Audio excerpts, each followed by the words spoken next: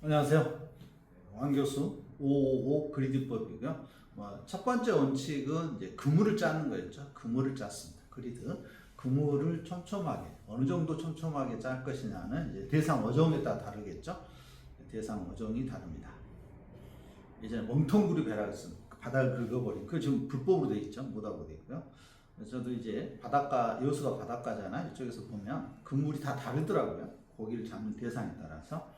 그래서 저희는 이제 지난 시간에는 이제 각자에 맞는 그물을 짰고요. 이제 그 그물에 어떤 어종을 담을 거냐입니다.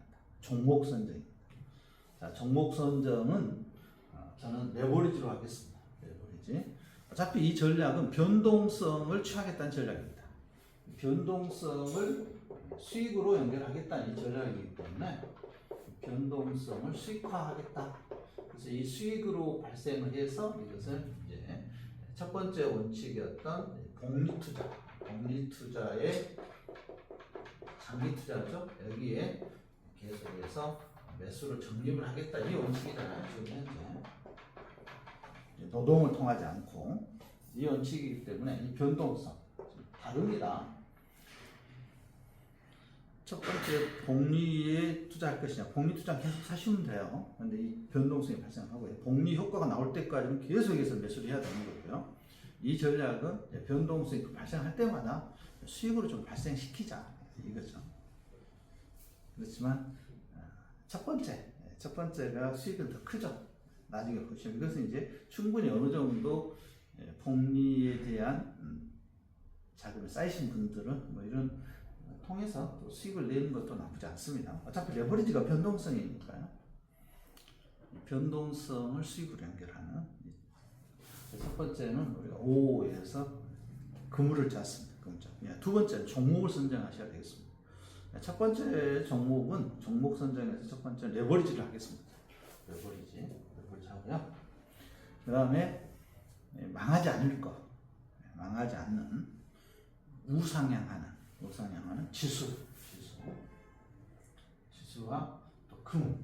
중장기적으로 보면 지수와 금은 우상향해 왔습니다. 지금까지 우상향했고요.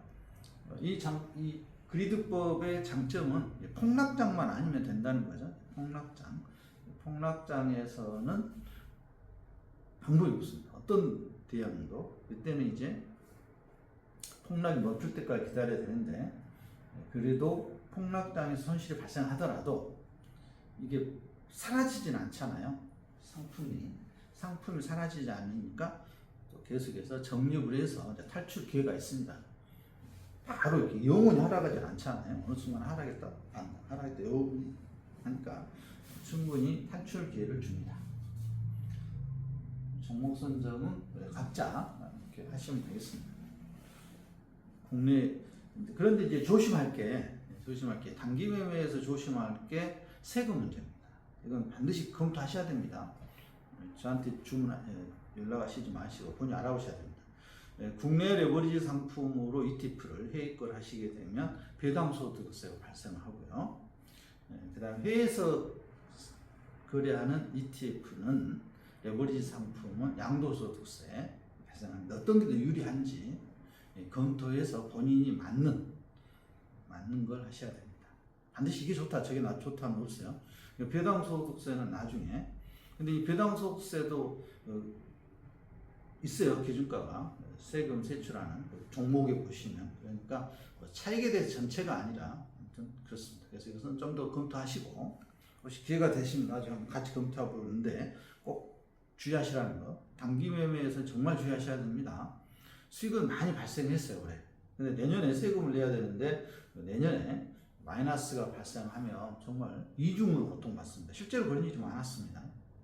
20년, 21년도에 주식시장이 좋았잖아요. 20년도 코로나 이후 하반기 좋았고 21년도에도 좋았잖아요. 미국 시장이. 그래서 그때도 사업개미가 있었습니다. 먼저 미국에 투자하신 분들. 그래서 21년도에 수익이 좋았는데 22년도에 아시다시피 러시아 우크라이나 국제적 분쟁으로 해서 주가가 하락했잖아요.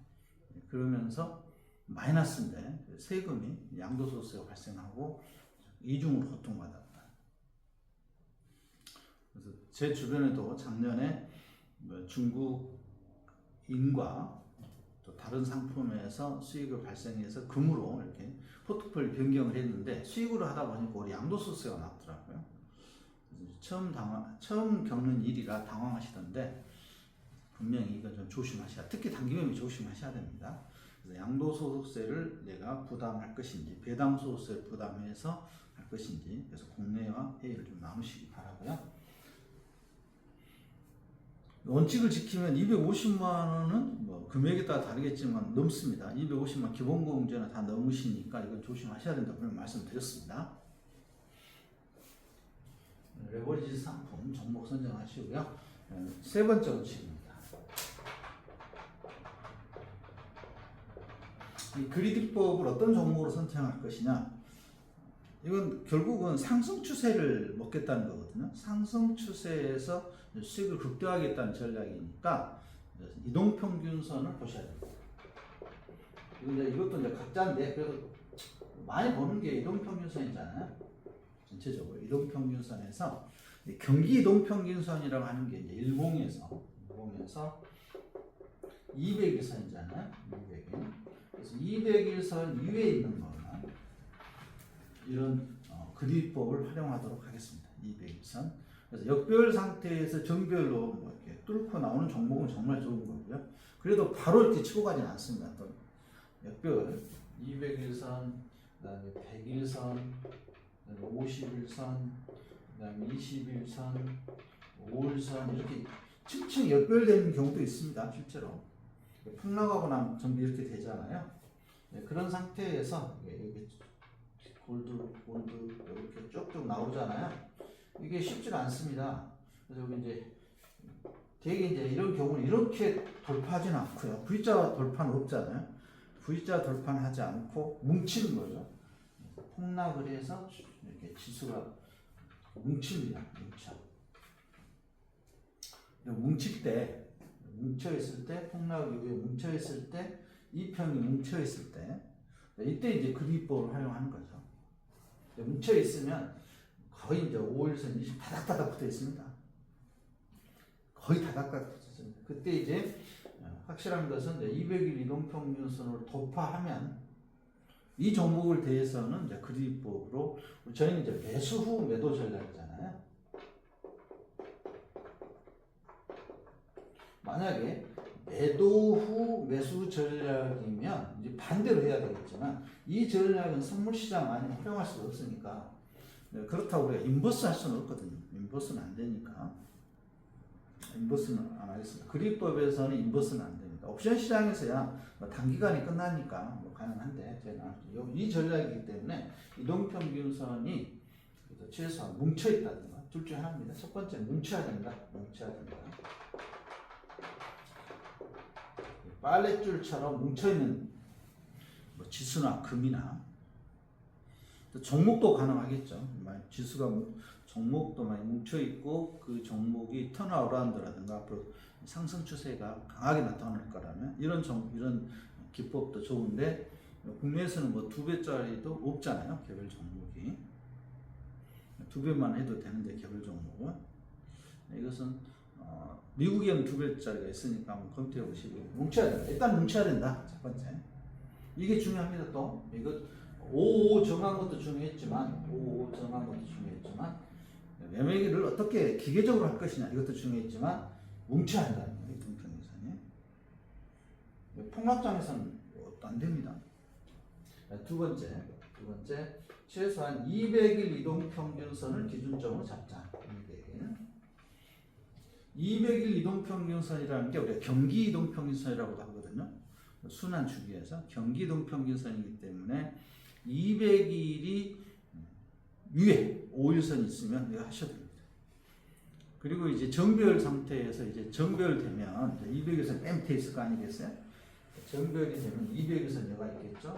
200일, 100일, 50일, 20일, 5일 이렇게 되는데요. 왜 지금 이렇게 하냐면 이게 통상적으로 글로벌 시장에서 많이 보는 이동평균선 숫자예요. 뭐 각자 하셔도 됩니다. 조정하셔도 되는데 지금 이게 가장 많이 사용하기 때문에 제가 많이 사용한 걸 보는 겁니다. 지금 이제 AI가 매매하기 때문에 트레이딩 매매 또는 알고리즘 매매라고 하잖아요. 그래서 가장 많이 보는 보편적인 이동평균선, 보편적인 수치를 놓고 거래를 해서 무너지면 팔고 또 상승 추세면 사고 이러잖아요. 그래서 우리가 뭐 개인이 특별하게 만드신 것을 뭐 그게 워낙 정확하다 그러신 걸 사용하시는데, 그렇지 않으면 누구나 보편적으로 사용하는 거. 그래서 한꺼번에 무너지고 한꺼번에 폭발하고 그런 겁니다. 지금 현재 시장이. 그렇죠? 네. 그래서 이거 각자 하시는데 저도 이제 그냥 200 이렇게 보는 겁니다. 특히 이제 200일선은 아주 중요하게 봅니다. 중요하게. 200 이동평균선은. 그래서 일봉으로 저희는 단기 매매니까 주봉을 보지 않습니다. 복리를 제가 논하고 팔 때는 복리에서는 주봉을 보는데, 일봉에서 이 정도에서 돼 있으면 무너지고 200일선까지 5번씩 5% 해서 한 6, 7번, 7번 정도 되면 200일선 나와버려요. 그러잖아요. 그러니까 분할을 할 때도 200일선까지, 지금 진입해서 200일선까지 몇 분할이면 들어가겠는가 봐서 하시면 좋은 팁이 되고요. 그래서 보통 제가 5분할, 10분할 이 사이에서 하면 여기까지 오죠. 여기까지 오면서 바로 급락을 하지 않잖아요. 우리가 뭉쳤으니까. 뭉쳤는데, 뭉쳤다는 것은 하락 후에 뭉쳐야 되는 겁니다. 하락 후. 고점에서 뭉치면 안 되고요. 이 고점에서 뭉치는 것은 뭐예요? 하락하기 위한 뭉치는 겁니다. 저점에서 폭락 후에 바닥을 기고 있을 때 뭉치는 것은 상승 에너지를 하는 거예요. 뭐 국내 지금 보시면 국내 주가지수 코스피 보시면 정확 그렇게 나오고 있고요. 그 다음에 중국 지수도 보시면 그렇게 돼 있죠. 수세. 근데 지금 일본 지수라든가 미국 지수라든가 유럽 지수는 지금 상승 최고가에서 좀 밴드 형성하고 있잖아요. 그래서 지금 이동평균선 기다리고 있는 거죠. 저 밑에서 올라오고 있는 60일, 60주, 100주 이런 이동평균선은 격차가 커요. 기다리고 있는 거고요. 자, 이렇게 하겠습니다. 이렇게 해서 글비법을 올해는 적극적으로 활용하도록 하겠습니다. 금액이 많고 적고는 이거는 각자의 영역이시고요. 그래서 한번 시작을 하고 이렇게 한번 배워놓으시면, 한번 해보시면 평생을 할 수가 있잖아요. 평생. 그래서 가슴 설렙니다. 개인적으로 올해 설 이후에. 그동안에는 계속해서 정립만 했는데 이제는 이렇게 하면서 새로운 현금 흐름을 창출해서 이쪽에서 나중에 수익 자산이 좀 커지면 좋은 결과가 나오겠죠. 첫 번째, 그리법의 원칙을 정하시라는 거. 5가 됐든 4가 됐든 7이 됐든 이건 정하시고요.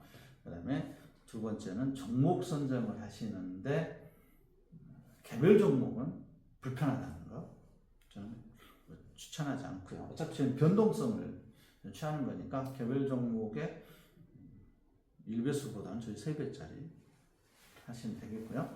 그 다음에 이동평균선은 한번 검토해 보시라는 거. 이동평균선이 뭉쳐있다든가, 뭉쳐있는 거, 저점에서 뭉쳐있다든가, 또는 이동평균선에서 최소한 200일 이동평균선 위에 있다든가, 이런 종목은 그리법이 정확합니다. 추천을 권하지는 않고요. 투자는 각자의 책임이라는 거 다시 한번 말씀드리고, 그래서 지금 금 같은 경우는 갑자기 이동평균선 높았었잖아요. 그 급락에 있기 때문에 200일선이 안 깨졌어요. 그래서 금 같은 종목은 사라질 상품은 아니니까.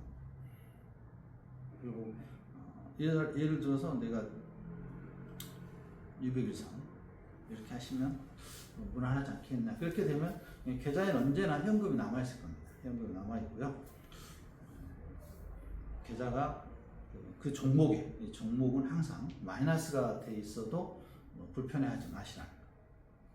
그 다음에 상승 추세에서는 한꺼번에 정리하고 나서 다시 진입해도 그때는 전부 플러스화 시켜서 나오는 거니까.